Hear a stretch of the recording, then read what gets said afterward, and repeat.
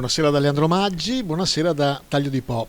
Interessante serata nella Sala Falcone a Taglio di Po, organizzata dall'assessorato Pari Opportunità, rappresentato dall'assessore Silvia Boscaro, e del comitato Pari Opportunità, rappresentato dalla presidente Sara Ruzza. La serata aveva come titolo A nome delle donne, una serata di riflessioni e non solo, grazie anche alle relatrici l'avvocato Roberta Cusin e la psicologa Barbara Bononi. Ma la serata è stata anche una serata di festa con la premiazione di 6 grandi donne tagliolesi che si sono distinte per il coraggio, l'abnegazione, la caparbietà che solo le donne sanno dimostrare. Cominciamo con la premiazione ad Oriana Picello. Costante impegno profuso nella promozione della cultura a tutte le età.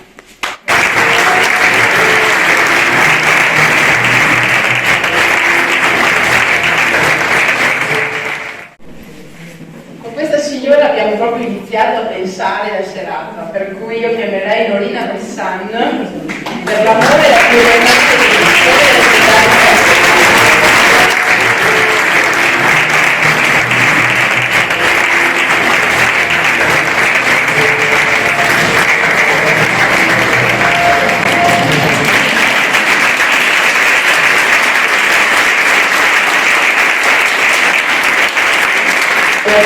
adesso Alessandra Duomo.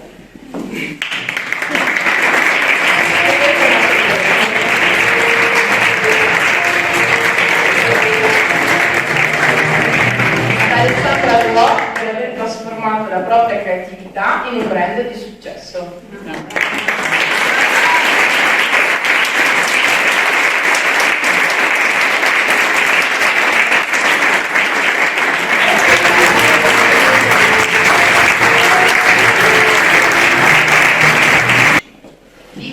Buono.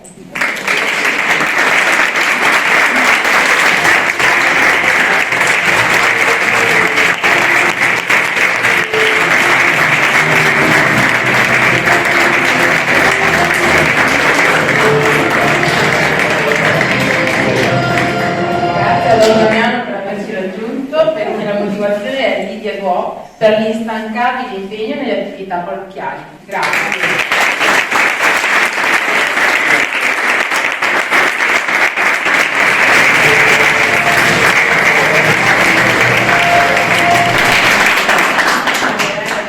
Laila Marangoni.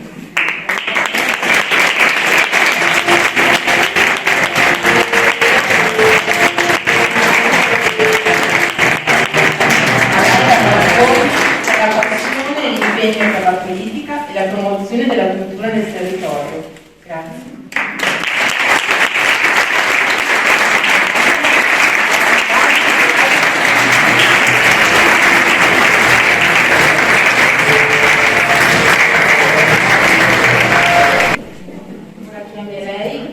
Arlotta.